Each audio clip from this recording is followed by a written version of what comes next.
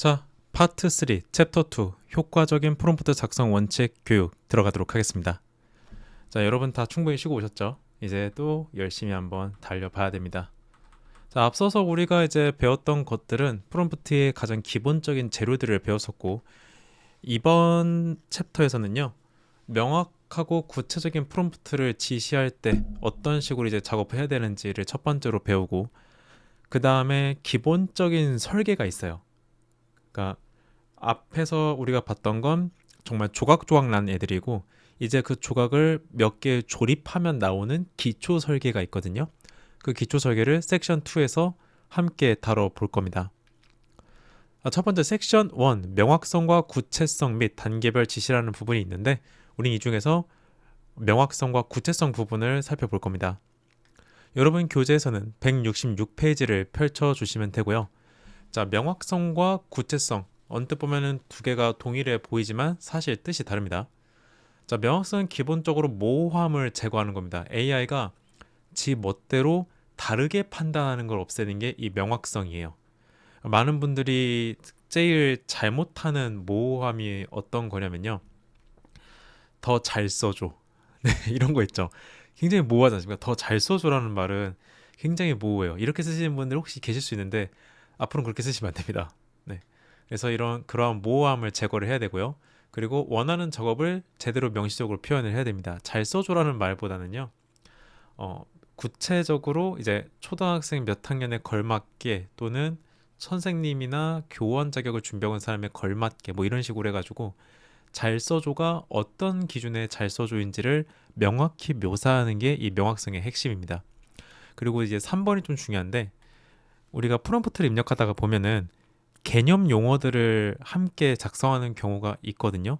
근데 초반에 작성했던 개념 용어를 후반에 가서 다르게 쓰는 경우가 있어요. 분명히 이제 읽어보면 같은 뜻이기는 한데 생긴 게 다르게 적는 부분들이 있거든요. 자, 이 경우에는요, 동일한 개념에는 동일한 용어를 사용해야 된다는 사실을 잊으시면 안 됩니다. 예를 들면 이제 초반에 한국어로 적어놓고 뒤에서 영어로 적어놓는다. 이러면 이제 곤란해요. 만약에 그렇게 쓸 거면요, 한국어를 먼저 적고 그 뒤에다가 괄호 치고 영문명을 같이 적어서 병행하는 식으로 해가지고 초반에도 후반에도 한글 영어가 같이 있게 적어줘야지, 이 용어를 갖다가 막 중간중간에 바꾸고 두루뭉실하게 하고 그러면 곤란합니다. 앞에다가는 마법소녀라고 해놓고 뒤에다가는 마법전사 해놓고 그러면 안 되겠죠. 자, 그리고 구체성은요, 명확성과 다르게 디테일함이 핵심입니다. 명확성은 안개를 갖다가 걷는 거라고 치면요, 구체성은 몇 발자국 걸어갈 거냐를 봅니다. 그래서 AI가 정확히 맥락을 파악할 수 있도록 구체적인 정보를 제공하는 것도 구체성에 해당하고요. 그리고 숫자나 단위 같이 측정 가능한, 정량적이라고 하죠, 측정 가능한 기준을 프롬프트 상에다가 기입해서 지시하는 것들을 이제 구체성에 해당한다고 보시면 됩니다. 자, 그림으로 보자면 다음과 같아요. 자, 모호함을 제거하고, 꼬아서 말하는 게 아니라 직접적으로 뭘 원하는지를 이야기를 하고, 그리고 앞뒤 용어를 일관되게 유지하는 것, 이걸 명확성 확보를 위한 방향이라고 이해하시면 됩니다. 자, 구체성은요, 디테일함이 생명이다. 상세한 내용을 적고, 그리고 정량적인 표현, 숫자 같은 것들을 프롬프트에다 많이 녹여 넣으셔야 돼요. 많은 분들이 되게 자연어처럼 더 길게 적어주고, 더 짧게 처리해주고, 더 수준을 높게 해주고, 막 이런 식으로 되게 주관적인 선택지를 주는데, 우리 냉정하게 생각해보죠. 지금보다 더 길게 적어줘라는 말은 바꿔서 해석하면 글자 하나만 추가해도 시킨 대로 한 거죠. 물론 AI가 그렇게 하진 않지만, 우리 냉정하게 봤을 때 글자 하나만 추가해도 AI가 시킨 대로 한 거잖아요. 맞죠? 그래서 그런 그 함정, 농락을 당할 여지를 굳이 만드는 거예요. 이 정량적 표현을 안 쓰는 분들은 숫자를 꼭 섞어 쓰셔야 되고요. 그리고 디테일하게 예시랑 사례를 갖다가 들어주면은 AI가 더 구체적으로 정보를 받아들이겠죠. 그래서 기억하십시오. 애매한 표현 대신에 정확한 단어 선택하고 명확성 있게 하는 거예요. 돌려 말하지 말고 행동만 딱 잘라서 지시. 그러니까 그 존댓말 쓰시는 분들이 계시는데, 저도 이제 예시 몇 가지는 존댓말을 쓰고 있긴 해요. 책이나 이런 데서. 근데 실전에서 제가 프롬프트를 짤 때는요, 반말합니다. 그리고 반말보다 더 짧게 할 수 있으면 더 짧게 해요. 그냥 명사구형 종결의미로 뭐뭐함, 뭐뭐임, 뭐뭐 전략, 뭐 이런 식으로 해가지고 최대한 짧고 간결하게 확실하게 명확하게 얘기를 하기 위해서 노력을 합니다. 그리고 처음부터 끝까지 똑같은 용어로 통일해서 써야 된다는 거 계속 말씀드리고 있고요. 자, 구체성, 맥락 이해를 위해서 배경 정보 자세하게 적고, 그리고 길이나 분량 숫자로 딱 정해서 세 줄로 적어줘, 다섯 줄로 늘려줘, 두 줄 더 적어줘, 이렇게 적으라는 얘기예요. 어렵게 해석하면요 끝도 없이 어려워집니다. 원하는 결과물 스타일의 샘플을 예시로 같이 들어준다. 네, 그래서 명확성과 구체성 이렇게 구분하시면 됩니다. 자, 한번 문제를 풀면서 제대로 이해했는지 확인하는 시간을 가져보도록 할게요. 프롬프트 작성 시 명확성을 높이기 위한 원칙으로 가장 적절한 것을 고르시오라는 문제입니다. 즉, 맞는 걸 골라주시면 됩니다. 문제풀이 시작합니다.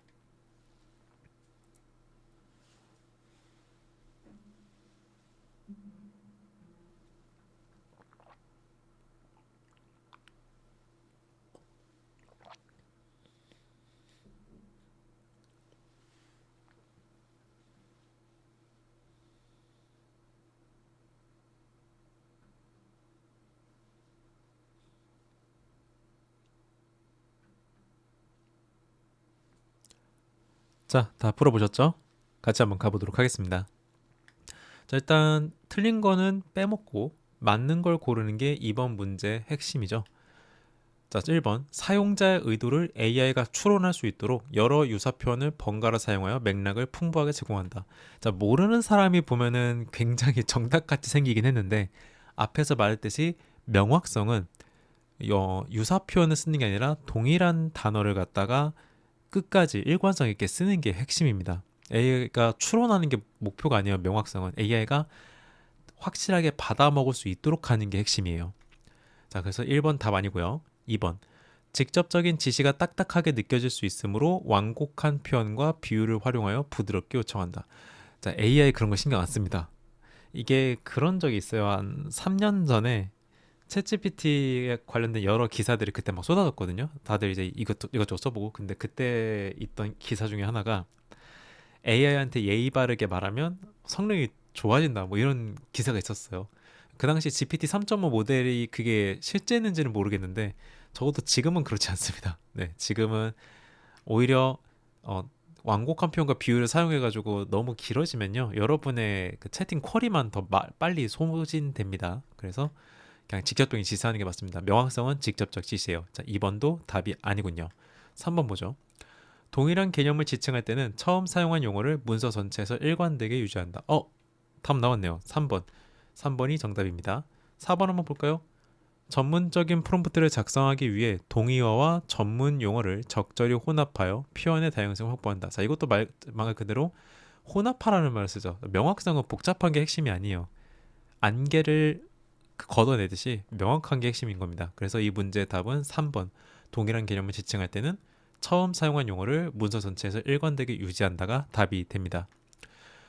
명확성 확보의 핵심은요, 용어의 일관성입니다. 동일한 대상이나 개념을 지칭할 때 자꾸 쓸데없이 다른 표현을 쓰거나 비유하지 마십시오. 그냥 대놓고 얘기를 하고, AI가 혹시 못 알아들을까봐 걱정이 되면은 아까 앞에서 말씀드렸죠. 한국어로 먼저 개념 용어 적고 한국어 개념 용어 뒤에다가 소괄호로 영문명을 같이 적으세요. 그럼 됩니다. 그렇게 해서 명확성을 확보해 주시면 돼요. 자, 다음 문제로 넘어가도록 하겠습니다.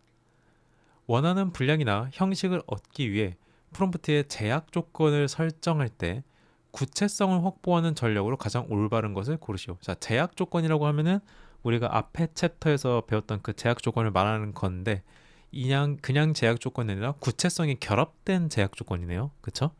자, 구체성은 디테일함이 생명이라고 제가 말씀을 드렸어요. 문제풀이 시작합니다.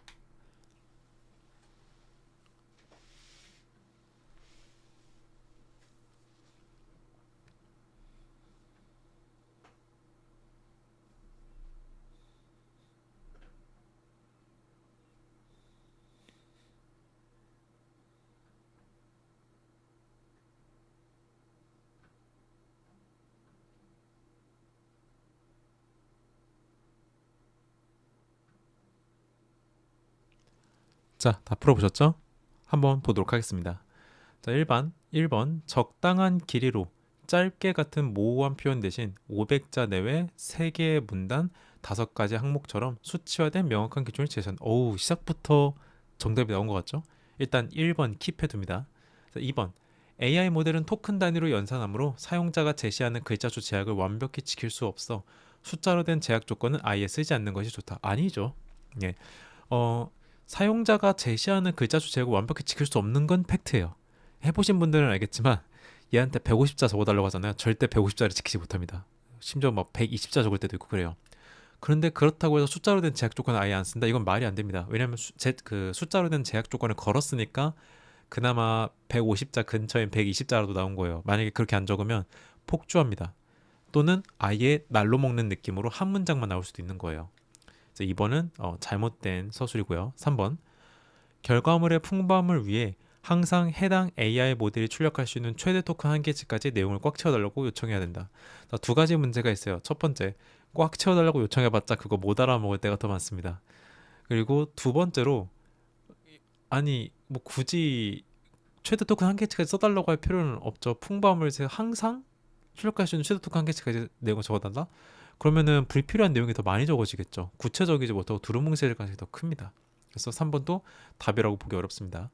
자, 4번 숫자로 제약을 걸면 AI가 창의적인 내용을 생성하는 데 방해가 되므로 분량 조절은 전적으로 AI의 자율적인 판단에 맡겨야 한다. 네, 이것도 답이 되지가 않습니다. 숫자랑 창의적인 내용은 뭐 완전히 관련이 없다고 보기는 어렵지만 짧으면 짧은 대로 어떻게든 창의적인 내용을 만들려고 합니다. 예를 들어서 글자 개수를 한 15자로 단축한다고 해서 갑자기 딱딱한 것만 나오진 않고요. 프롬프트 상에다가 추가로 이제 뭐 나중에 배우겠지만 템퍼레이처 값을 갖다가 높게 세팅해가지고 창의성을 올리거나 아니면 그냥 자연어로 창의성을 높게 생성을 해달라고 하면 창의성은 작동을 해요. 네, 방해가 되진 않습니다. 네, 분량 조정은 전적으로 AI의 자율적인 판단에 맡겨야 된다? 얼마나 써줄 줄 알고요. 네, 이건 좋지 않습니다. 그래서 구체성을 확보된 제약 조건을 거는 전략은 1번이 정답이 됩니다. 자, 해설을 보면 LLM은 기본적으로 적당이라는 주관적 기준을 제대로 이해하지 못합니다. 우리 이거 인정하고 넘어가야 돼요. 얘는 적당이라는 말을 제대로 못 알아먹습니다. 혹시 프롬프트 작업하실 때 적당히 써달라는 말 쓰시는 분들 반성하셔야 됩니다. 네, AI한테 고통을 주신 거기 때문에 반성하셔야 돼요. 자, 얘는 제대로 이해하지 못하기 때문에 원하는 결과물의 형태를 엇비슷하게라도 얻으실 거면은 꼭 숫자나 단위를 갖다가 명시해 주셔야 됩니다. 그래서 출력물의 구조를 잡는데 결정적인 역할을 하는 게 이 숫자와 단위이기 때문에 이거를 절대 여러분이 가볍게 여기지 마시고 꼭 잘 써 주셔야 됩니다. 자, 이제 섹션 2로 넘어갑니다. 프롬프트 기초 설계로 가보도록 하죠. 자, 여러분 교재에서는 170페이지를 펼쳐주시면 됩니다. 자, 프롬프트 기초 설계 섹션에서는요, 아까 우리가 봤던 그 조각조각 나 있는 아주 기본적인 애들을 갖다가 일부 조립해서 만들어낸 애들입니다.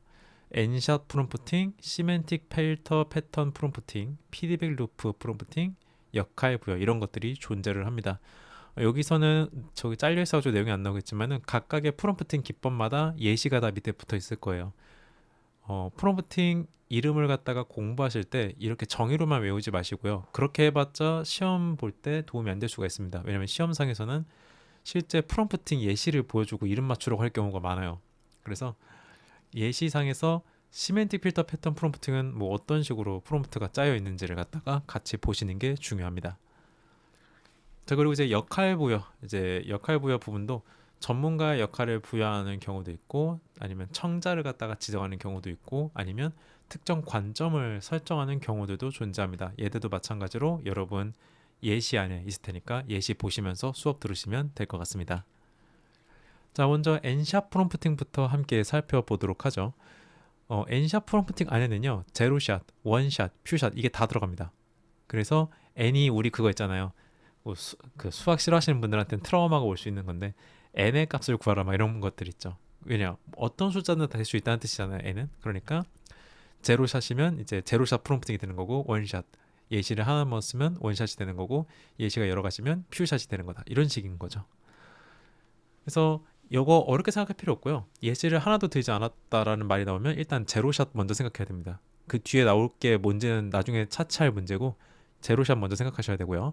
예시를 하나 들었다라는 그래프를 보여주고 그 다이어그램을 보여주거나 설명이 나온다. 그럼 원샷 프롬프팅 먼저 떠올리셔야 됩니다.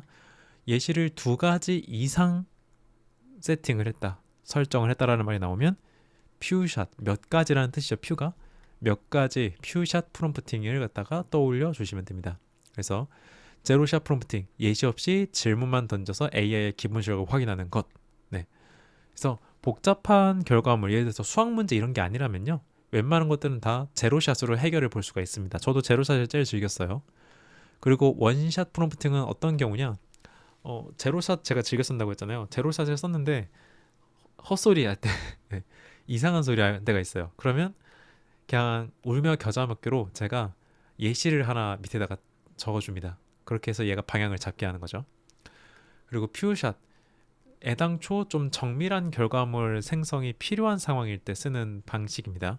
예시를 두 가지 이상 집어넣어서 답변의 정확도를 갖다가 높이는 거죠.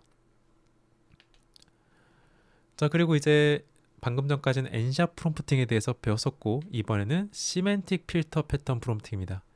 네, AI 답변을 갖다가 출력을 시킬 때요, 또는 AI를 통해서 어떤 보완적인 부분을 갖다가 해결을 볼 때 쓰는 프롬프팅 기법입니다. 예를 들어서 이제 인공지능이 출력해 놓은 걸 봤더니 혼합 콘텐츠고 뭐가 정리가 되어 있지 않고, 또는 어, 이거는 지금 해당되지 않는 것들이 존재를 한다. 그러면 그 결과물을 갖다가 다시 AI에다가 집어넣고 시멘틱 필터 패턴 프롬프팅을 쓰는 거예요. 그래서 특정 단어는 뭐 별표 처리를 해가지고 삭제를 해라, 또는 특정 표현은 제거를 해라 하면서 걸러주게끔 하는 프롬프팅 기법을 시멘틱 필터 패턴 프롬프팅이라고 부릅니다. 그래서 부적절한 표현을 자동으로 걸러내서 결과의 안정성을 확보하게 하고요, 주제와 관련이 없는 엉뚱한 정보를 제거할 때도 이 시멘틱 필터 패턴 프롬프팅을 갖다가 쓰는 겁니다. 뭐뭐 관련된 정보는 제외할 것, 이런 식으로요. 그리고 이제 기업에서 제공하는 AI 챗봇에 시멘틱 필터 패턴 프롬프팅을 쓰면요, 사람들 이제 그런 거 물어볼 수 있잖아요. 너 기업 내규 같은 것 좀 알려줘, 이렇게 물어볼 수 있는데 그거는 AI가 말하면 안 되겠죠, 그렇죠? 이제 그럴 때 대비해서 답변을 사전에 차단할 때 쓰는 프롬프팅이라고 보시면 됩니다. 그리고 이제 개인정보 같은 것들을 일부 감추거나 숨겨야 되는 편집 작업이 필요할 때, 그때 시멘틱 필터 패턴 프롬프팅을 사용을 합니다. 자, 다음으로 피드백 루프 프롬프팅입니다. 얘는 피드백 루프라고 하죠. 루프가 뭐예요? 반복된다, 순환한다, 이런 뜻이잖아요. 피드백은 어떤 거죠? 우리 그 직장이나 이런 거 다닐 때 선생님 혹시 이거 과장님 뭐 부장님 이거 혹시 피드백 좀 부탁드릴 수 있겠습니까 하면서 이제 어떤 평가 같은 거를 요청을 하잖아요. 반응 같은 거 요청을 하죠. 그럼 두 가지를 붙이면 무슨 소리예요? 계속 평가받아서 뭘 하겠다라는 거예요. 그래서 그림을 보면은 초기 초안을 갖다가 만들어서 AI가 이제 출력을 해요. 그럼 여러분이 이제 이거에 대해서 프롬프트를 입력을 하는 거예요. 내용이 너무 두루뭉실하다, 또는 내용이 너무 진지한 것 같은데 이거를 갖다가 다른 형태로 갖다가 바꿔달라, 뭐 이런 식으로 이제 피드백을 갖다 입력을 하면은 AI가 그 요청을 받아가지고 개선된 결과물을 또 출력을 하겠죠. 그래서 이걸 반복하다 보면 어느 순간 이상적인 결과에 도달을 하는 것, 그게 바로 피드백 루프 프롬프팅입니다. 그래서 구체적인 평가를 반영해서 답변의 품질을 단계별로 높인다, 이런 얘기가 있고, 문제에서 시험에서 만약에 등장을 한다면은 사용자의 지속적인 피드백을 받아서 결과물을 개선하는 프롬프팅 기법이다라고 한다면 이 피드백 루프 프롬프팅을 일단 후보에다가 올려야 됩니다. 참고로 이거랑 RLHF는 헷갈리시면 안 됩니다. RLHF는 하나의 프로세스인 거고요, 얘는 프롬프팅의 방식인 겁니다. 피드백 루프 프롬프팅은 평가라는 글자만 보고 바로 그냥 딸깍 해버리시면 안 돼요. 잘못 이해한 부분은 콕 집어서 이제 오류를 계속 바로 잡게 할 수 있는 거예요, 직접. 네.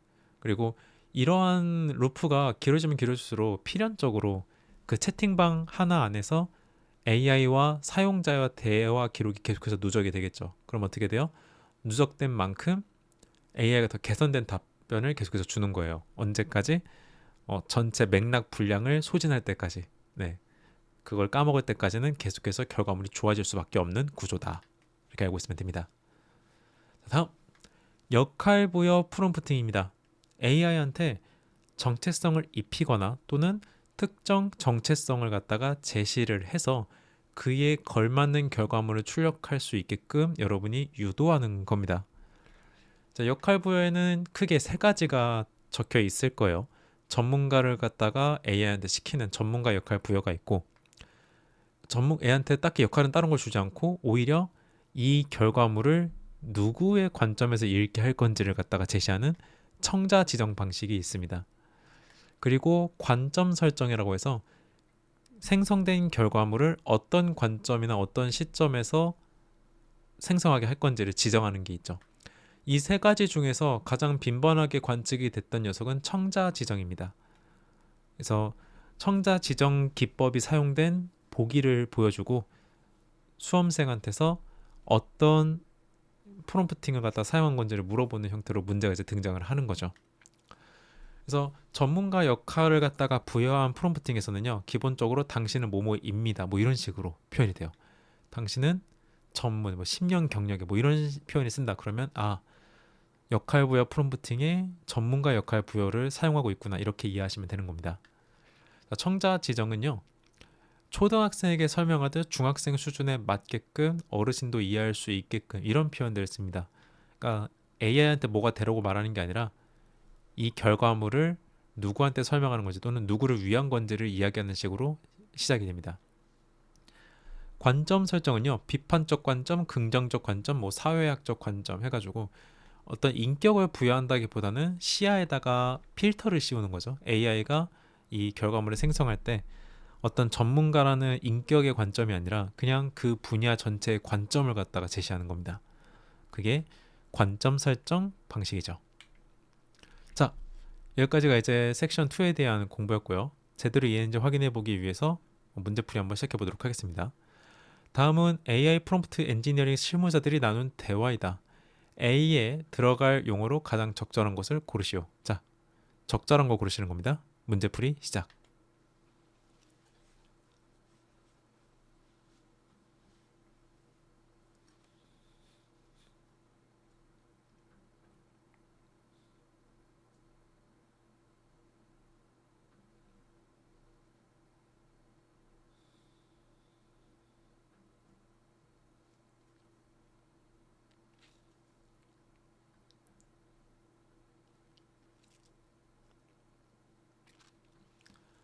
자, 다 풀어보셨나요? 한번 보도록 하죠.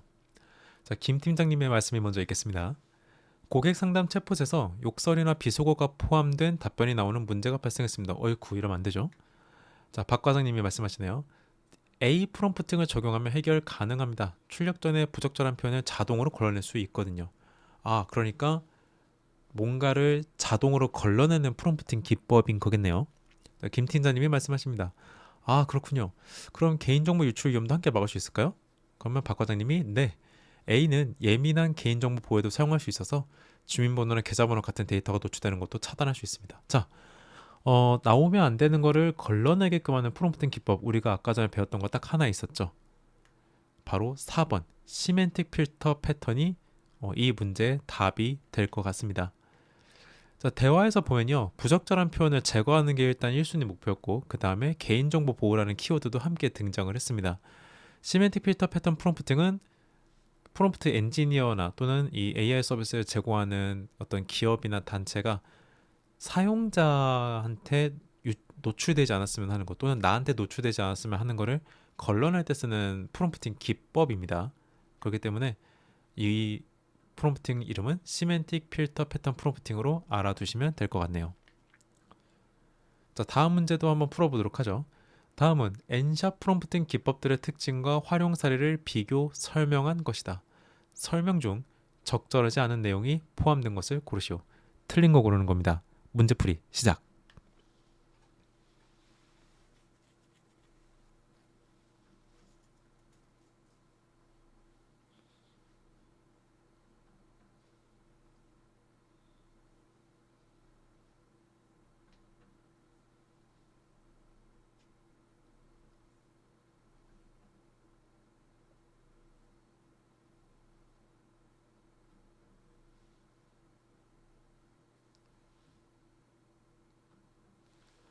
자, 다 풀어보셨죠? 한번 같이 보도록 하겠습니다.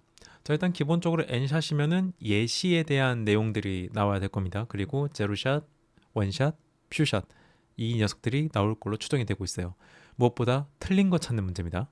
자, 1번 낯선 업무나 특이한 양식을 가르칠 때는 답변의 정확도를 높이기 위해 제로샷을 사용하고 AI가 이미 학습한 일반 상식이나 단순한 질문을 빠르게 해결할 때는 퓨샷으로 예시를 여러 개 나열하는 것이 효율적이다. 자, 바뀌었죠. 지금 보니까. 낯선 업무나 특이한 양식을 가르칠 때는 답변의 정확도를 높이기 위해서, 자, 지금 가르친다는 말을 썼는데 제로샷이면 예시가 몇 개예요? 0개잖아요. 아무것도 없잖아요. 그죠? 가르칠 게 없는 거잖아요. 이렇게 되면은. 그렇기 때문에 일단 여기서부터 삐끗한 상태이고요. 두 번째는 이미 AI가 학습한 일반 상식이나 단순한 질문이면요, 이건 예시가 굳이 필요가 없죠. 그렇죠? 둘이 바뀐 겁니다. 이거는. 그래서 일단 이 문제의 답은 1번이 확실한 것 같아요. 2번 볼까요? 제로샷은 예시 없이 지시문만으로 AI의 사전학습 지식을 활용하는 방식이며, 원샷은 하나의 명확한 예시를 제공하여 모델이 출력 형식을 유추하도록 돕는 방식이다. 틀리지 않았죠? 네, 맞는 말입니다. 3번. 원샷은 예시를 하나만 보여주어 모델에게 대략적인 감을 잡게 하는데 유용하고, 퓨샷은 여러 개의 예시를 제공하여 모델이 패턴을 학습하게 함으로써 복잡한 태스크의 성능을 향상시킨다. 틀린 말 없네요. 예시 하나만 보여줬고 원샷, 그리고 퓨샷 여러 개 예시 썼다. 복잡한 성능을 향상시킨다. 맞는 말이죠. 4번. 제로샷은 추가적인 데이터 입력 없이 모델 자체의 능력에 의존하는 반면, 퓨샷은 문맥 내 학습을 유도하기 위해 프롬프트 안에 정답 데이터상을 포함시킨다. 자, 얘도 틀린 건 없어 보입니다. 입력 데이터 없이 추가적인 데이터 입력이 없다는 말은 뭐예요? 예시도 안 넣었다는 소리겠죠.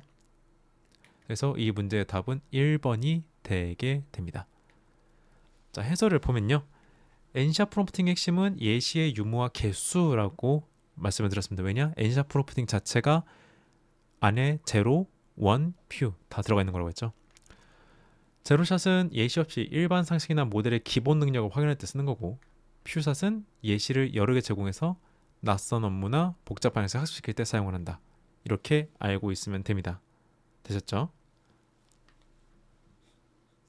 자, 다음 문제로 넘어가 보도록 하죠. 다음은 사용자가 작성한 프롬프트와 그에 대한 AI의 답변이다. 사용자의 의도와 다르게 답변이 불만족스럽게 나온 가장 근본적인 원인을 고르시오. 자, 문제 한번 풀어보도록 하겠습니다.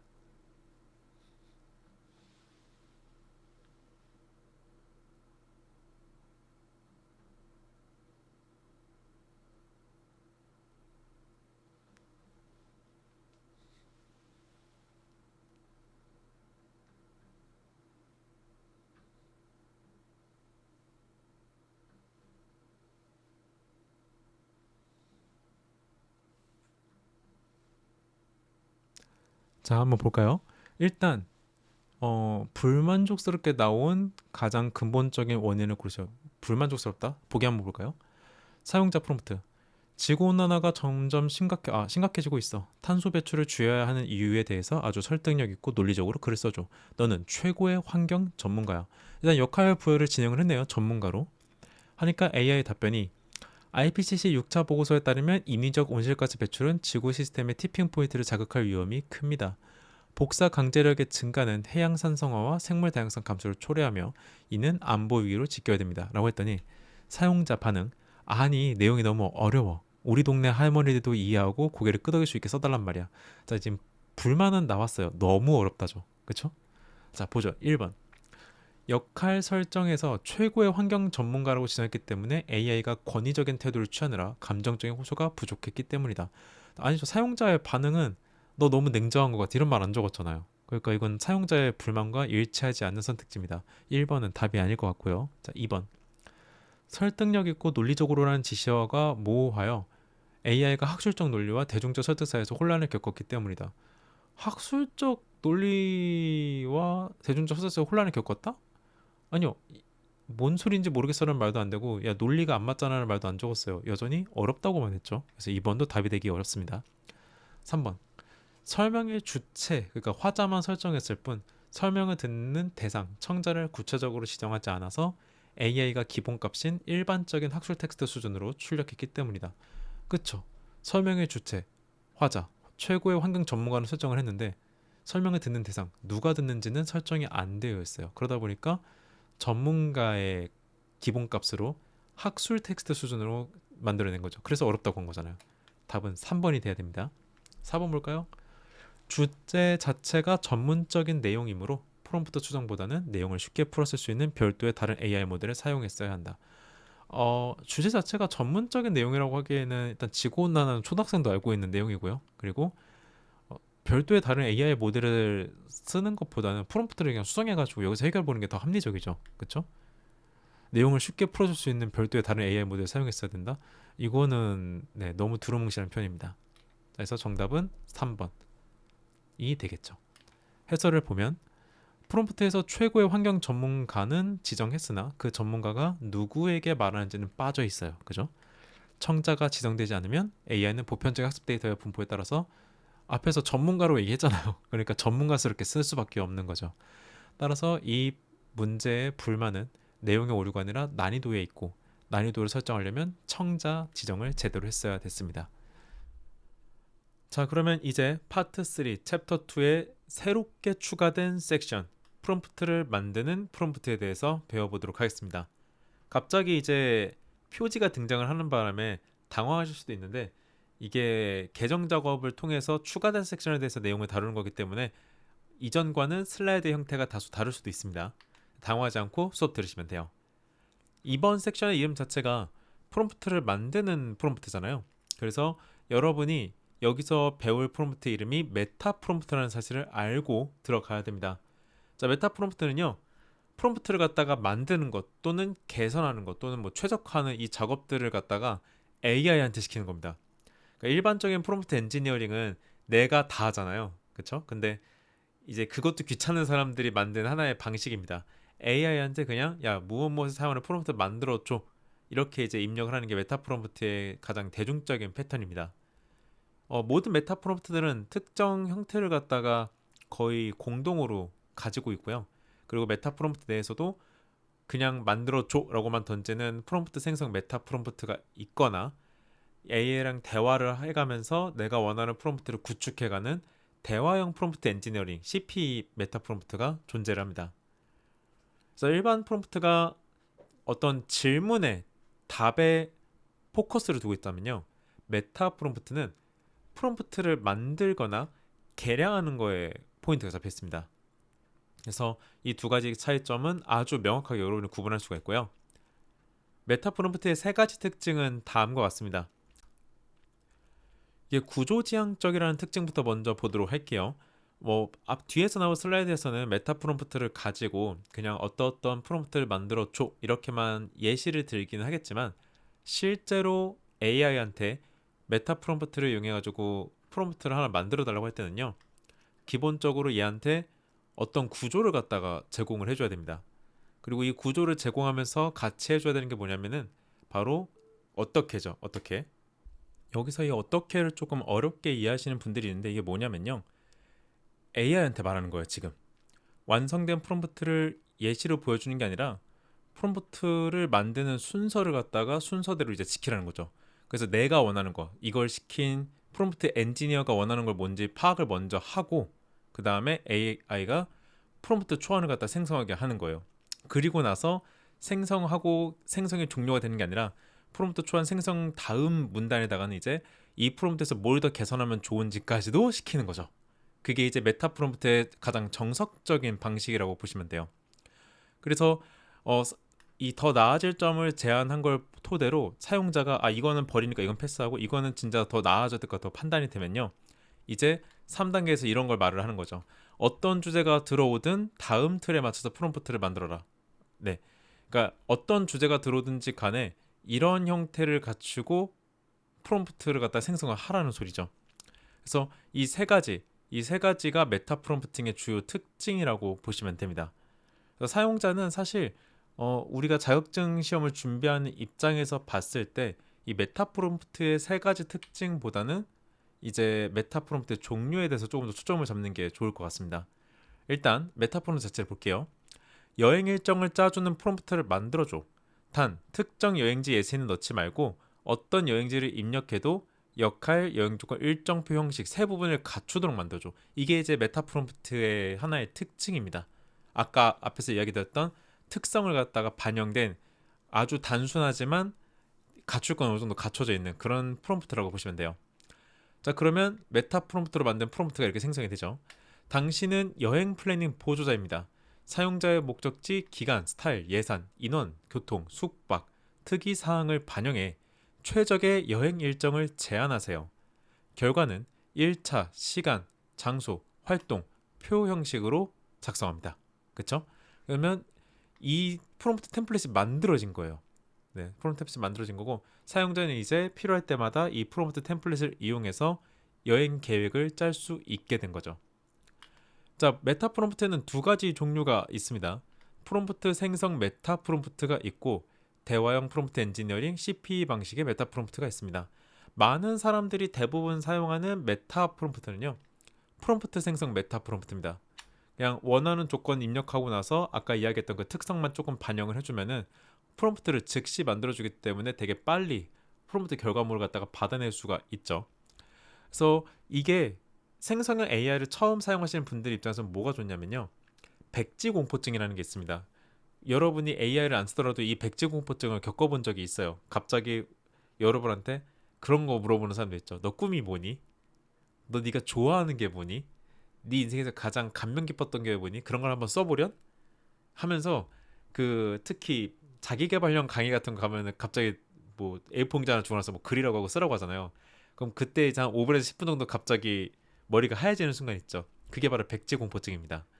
근데 생성형 AI를 다룬다는 거는 그 일반적으로 내가 원하는 걸 바로 말을 해줘야 되는데 갑자기 뭐부터 저거까지 감이 안 잡히는 거예요. 이 전문 용어가 내가 알고 있는 게 없으면 더 감이 안 잡히겠죠.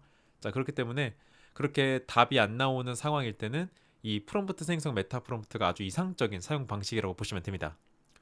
두 번째로 대화형 프롬프트 엔지니어링 CPE 방식 메타 프롬프트인데 이거는 요즘 바이브 코딩하는 사람들이 특히 많이 씁니다. 그러니까 정확히는 프롬프트를 만들기 위해서 이걸 쓴다기보다는 바이브 코딩을 할 때 AI한테 사용자의 어떤 사용 프로필, 사용자 경험 같은 거를 하나하나 먹여줄 때 좀 이런 느낌으로 쓰시는 것 같아요.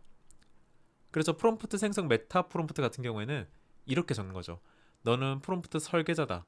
민원 답변을 작성해주는 프롬프트를 만들어줘. 여기도 보면은 아까 앞에서 이야기 들었던 메타 프롬프트의 특성이 사용되진 않았고 그냥 단순하게 프롬프트 생성 메타 프롬프트의 아주 단순한 버전을 갖다가 입력을 한 거라고 보시면 돼요.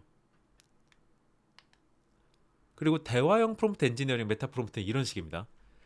일단 지금부터 나와 대화하면서 민원 답변용 프롬프트를 함께 완성해 나가자. 자, 보면은 말미가 달라요. 일반 메타 프롬프트는 만들어줘, 해줘. 그 몇 달 전에 1년 전에 약간 유행했던 유행어 중에서 해줘 벅벅 하는 거 있죠. 그 긁으면서 이제 등 긁으면서 해줘 하는 거. 그런 밈이 있었던 걸로 알고 있는데 그런 느낌으로 그냥 만들어줘 해버리는 게 프롬프트 생성 메타 프롬프트의 특징이고, 대화형 프롬프트 엔지니어링 메타 프롬프트 CP 메타 프롬프트 같은 경우에는 완성하자고 같이 하자고 이렇게 얘기를 해서 만들어 달라고 하는 게 아니죠. 나와 대화하면서라는 단서를 줬죠. 그러니까 이제부터는 AI가 이에 맞춰서 대화가 시작이 돼요. 그래서 스텝 바이 스텝을 갖다가 밟아 나가다가 어느 시점이 되면요, AI가 더 이상의 질문을 하지 않고 필요한 걸 다 인식했습니다. 프롬프트를 생성할까요? 라고 물어보는 단계가 오면은 그때 생성 시작으로 가면은 지금까지의 AI와 내가 나눴던 대화를 토대로 프롬프트가 하나가 만들어지는 거죠. 이게 이제 CP 메타 프롬프트의 형태라고 보시면 됩니다. 그래서 현재는요, 시험에 나왔던 메타 프롬프트는 이거 프롬프트 생성 메타 프롬프트가 자주 등장했었고요. 이 CP 메타 프롬프트 대화형 프롬프트 엔지니어링은 아직 등장한 바가 없습니다. 왜냐면 저도 이번 계정에서 새롭게 그 탑재한 거기 때문에 여러분이 시험을 볼 때쯤에 이 영상을 볼 때쯤에는 가능성이 생겼을 수는 있어요. 8월 시험 2026년 8월 시험부터는 이 새롭게 추가된 내용들이 이제 범위 안에 반영이 되기 때문에 혹시 모르니까 어떤 차이인지 정도만 읽어보고 시험에 가시면 좋을 것 같습니다. 자, 그러면 이제 이번 섹션은 마무리를 하고요. 다음 섹션에서 또 만나 뵙도록 하겠습니다. 여러분, 그때까지 조금 쉬다가 잠시 뒤에 다시 뵙도록 할게요. 언제나 이기적과 함께.